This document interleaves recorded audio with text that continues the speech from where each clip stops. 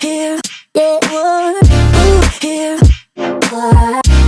here. YouTube Antics here with the swole on, the fro on, and if you need the explainer, I am the Alpha Tamer. And today I am bringing you guys the person responsible for going undefeated at the North American Digimon TCG Nationals on day one. Would you like to introduce yourself? Hello everyone, my name is Jesus Altamirano. I played Crossheart for Nationals. I feel like going into a big tournament where you play a lot of rounds, it was estimated to be like 9 or 8 rounds, and we played 9 rounds. I feel like consistency is key, so that's why I'm playing Crossheart. The X is pretty simple, just 4 eggs. The pick one, draw one. It's just a draw one consistency. So I played the rookies, which is Shoutmons, Stars. I'm playing 4-4, and I'm only playing 3 Sparrows. I don't think you need this card at 4. I like it, but I think it's needed. And then I play a Cubemon as a one-off, just in case. This is just for longer grinder matchups where you need sources, so your teammates get deleted and you have sources here that you need. How often did the Cubemon come up? Honestly, this card underperformed. I probably used it once, but it didn't really do much. Okay. So this is my rookie lineup. Nice. For level 4s, we have the standard for Doru, 4 Ballistas. You need this for all your pieces, for your X3s, X4s, X5s, X7s. You need this, so I'm playing 4 and 4. And you would never play 3, right? No, I don't think 3. This guy gives you piercing and being a blocker. It's really good. This gets rid of annoying rookies, like memory blockers, the Solarmons, anything, like all the annoying rookies. And I'm only playing 3 X3s. So why 3 of these? So I played 4. I like 4 because I'm like, oh, you play for 1 or 3, and then you pretty much draw 2 cards because you look top 3 decks. The majority are Crosshearts, you grab 2. But when I was playing 4, it felt too clunky. I feel like I saw it way too much, and I wanted pieces more than this. So I'm only playing. I cut it down because I was playing 4. I'll cut it down to 3, and then the 1x4 best card, it's limited to 1. And then for level 5, I'm only playing 1 level 5, the Shaman X5. Shaman X5 is really cool. It's like a finisher. It's an extra finisher, an extra thing. And he's also a blocker, which came up once. And then this guy, I feel like whenever I saw it, I always played it to swing for game. Or there was one time where I swing twice. He lived. And then I'm also playing Seek. And when you evo, he can evo here. And he unsuspends. And I was a 3 to unsuspend, and I swing for game. So that's just another finisher. Oh, that's sick. I'm playing 2 Omni Shout, 2 Sea Greymon, and 2 Shaman DXs. Okay, so kind of run me through how these guys work and what makes them good in this deck. Omni Shout gives your Shaman X7 security +1. This just puts a lot of pressure, and I like the pressure it puts. There's also there was one game where I was playing versus Grandis. They gave me 3, but I went to 4 with the White Tamer. Our hard play Shout, and then I warp into Omni to kill 2 rookies that they had, and they couldn't come back after that. Like, I feel like I used this card at its full potential too. And so that was pretty cool. Yeah, because if you warp from Shaman, he can warp for 4, and then you lead to 4K or less. C gives you a blocker, and that blocker came in really cool. In some Black War matchups, if you have the whole X7. And he's 16k blocker, and they can't get rid of it, or if they don't have enough DP, you just block their attack, and it's really nice. So that came up once. And also this Shaman DX, I'm playing Shaman DX because it stuns the body on play, and he can also kill the AK or less. So if they have a level 5 out and something else, I can kill the level 5 and then stun the other thing. And this guy has a really cool thing, end of attack, because I can swing for 2 checks. End of attack, pop it, gain a memory, and then it saves these 2 guys. So this won me, I want to say, won me like 1 game. I was able to stun a Melga player, and they weren't able to do anything because Melga needs to swing, unsuspend, swing, and swing. And without them swinging, it got me that match. And I played the best card. The best card is the X7. I'm only playing 3. 4 feels too clunky. X7 says on play, did you cross -2? And the lowest you can play this is 2 cost. And on play, delete anything that's DP equal to this or less, and he can get up to 16k. And he can get a lot of inherits, and it's really nice. This is the best card of the game. Best finisher, like versus Melga versus Grandis. I just play this and swing over their stuff or kill their stack. Or if they have like there was a Grandis player, they had a Grandis suspended, and then they hard played a blocker. So I just hard play this, pop the blocker, and swing over the Grandis, and I have piercing with the ballista. So this is a really good card, especially with two swings. How often would you say you resolved this card and it just won you the game because you because it just hit the board and your opponent I feel didn't like have an answer? Every time I play this card, my opponent didn't have an answer. I was winning that game, no matter what. Like, oh my gosh, this is the best. This is the best card, best finisher. And then I played the best white tamer, or second best, people will say. Second best. Yeah, but to me, this is a really good tamer.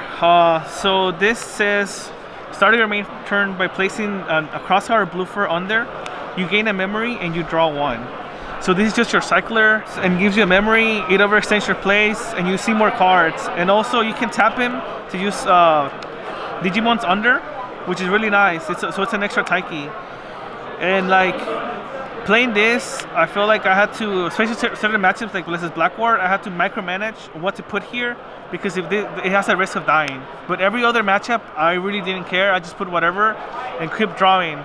Like there was a match on stream where I had 4 of this. I was playing versus Machine Dramon, and I just swing like 7 times that turn. It was insane. I think that was like the best game I played. 7?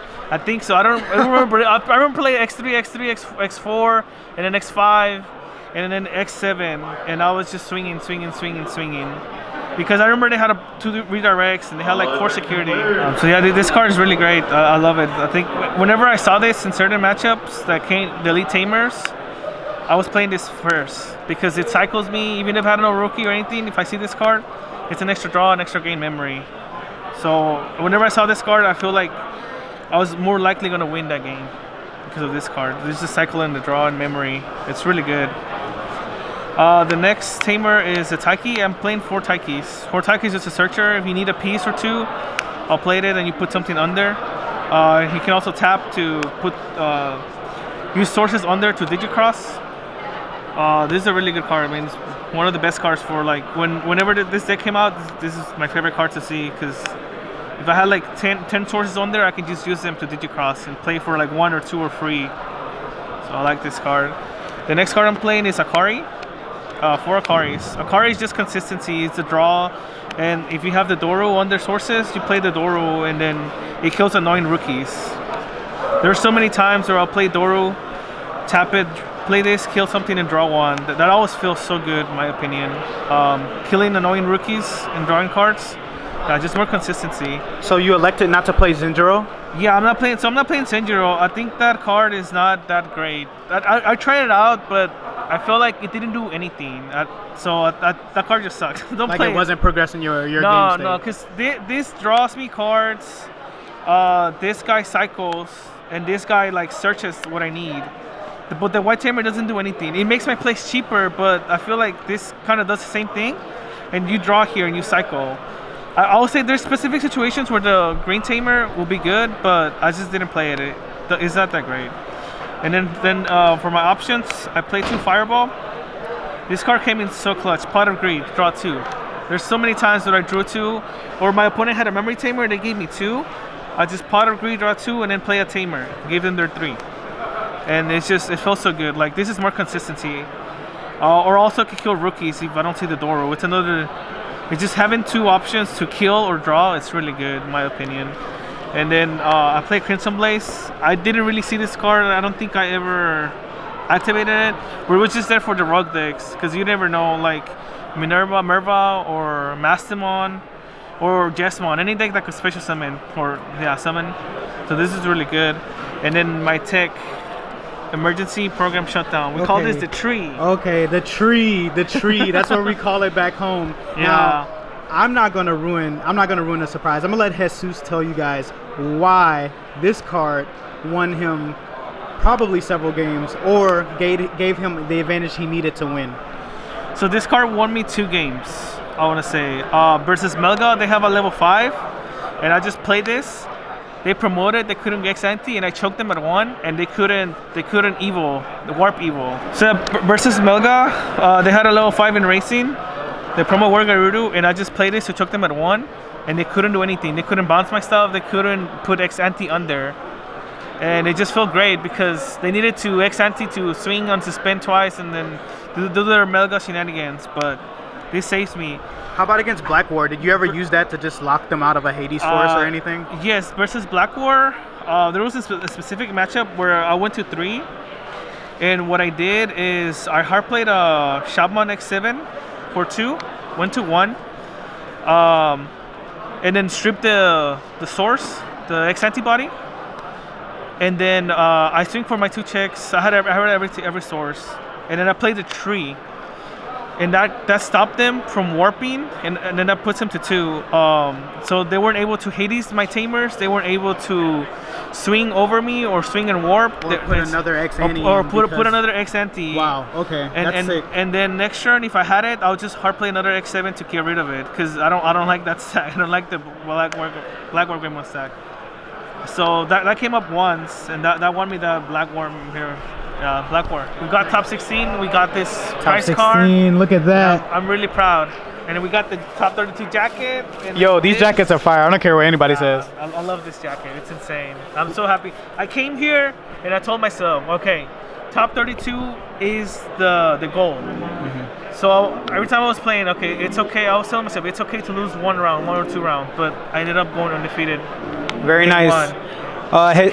Do you have any shout outs? Yeah, shout outs to all my DFW homies. I want to name everyone, but I can't remember. But shout out to Antics, David, Salvador, K2, Leon. Saul, K2, and Leon, they're the ones that helped me a lot with the cross matchup. And Saul, he pretty much showed me what the deck, and that was his tech. The tree was his tech. Yeah, shout out to all my DFW homies, and thank you. Very nice. Jesus, I would just like to say, first of all, congratulations. Like, that was an amazing run and nothing short of that. And also, just thank you for doing the deck profile, and best of luck to you in future events.